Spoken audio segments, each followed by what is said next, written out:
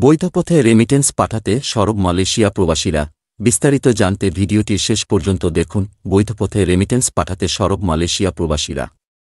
ছাত্র জনতার জুলাই বিপ্লবের মাধ্যমে শেখ হাসিনা সরকার পতনের পর দেশে রেমিটেন্স পাঠাতে মালয়েশিয়ার বিভিন্ন এক্সচেঞ্জ হাউসগুলোতে প্রবাসীদের ভিড় বেড়েই চলেছে।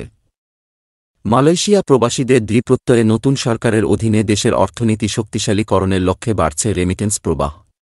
গত ৫ মাসে রেমিটেন্স বেড়েছে $৩ বিলিয়ন, যা 2023 সালের তুলনায় 2.6%-এরও বেশি। বৈধ পথে টাকা পাঠানোর ক্ষেত্রে যেখানে মালয়েশিয়া ছিল সপ্তমে, এখন মালয়েশিয়া চতুর্থ স্থানে এসেছে বৈধ পথে রেমিটেন্স পাঠাতে সরব মালয়েশিয়া প্রবাসীরা। ছাত্র জনতার জুলাই বিপ্লবের মাধ্যমে শেখ হাসিনা সরকার পতনের পর দেশে রেমিটেন্স পাঠাতে মালয়েশিয়ার বিভিন্ন এক্সচেঞ্জ হাউসগুলোতে প্রবাসীদের ভিড় বেড়েই চলেছে। মালয়েশিয়া প্রবাসীদের দৃঢ়প্রত্যয়ে নতুন সরকারের অধীনে দেশের অর্থনীতি শক্তিশালীকরণের লক্ষ্যে বাড়ছে রেমিটেন্স প্রবাহ।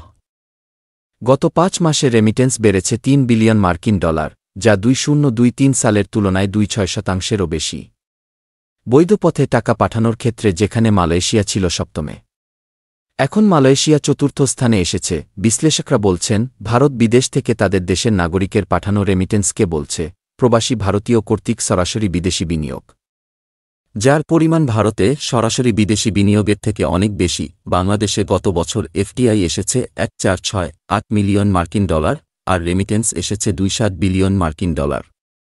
$1.468 মিলিয়ন জন্য যা করা হয় $2.7 বিলিয়ন জন্য অনেক কিছুই করা হয় না। বিভিন্ন দেশের সঙ্গে চুক্তি করে বিভিন্ন ক্যাটাগরির যেমন অদক্ষ, আধাদক্ষ, দক্ষ এবং শিক্ষার্থী থেকে সরাসরি চাকরি কর্মসংস্থান ব্যবস্থা করা গেলে বাংলাদেশের রেমিটেন্সের পরিমাণ অনেক বৃদ্ধি পাবে।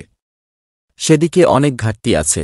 ভারতের পররাষ্ট্র মন্ত্রণালয় এবং মিশনগুলো এই কাজটি করছে। নেপাল সেটাই করছে। শ্রীলঙ্কা ও ফিলিপাইন করছে। তারা লেবার সেন্ডিং হিসেবে নিজেদের ছোট মনে করে না, কারণ তারা শুধু অদক্ষ কর্মী পাঠায় না, দক্ষ এবং উচ্চতর কর্মী পাঠায়।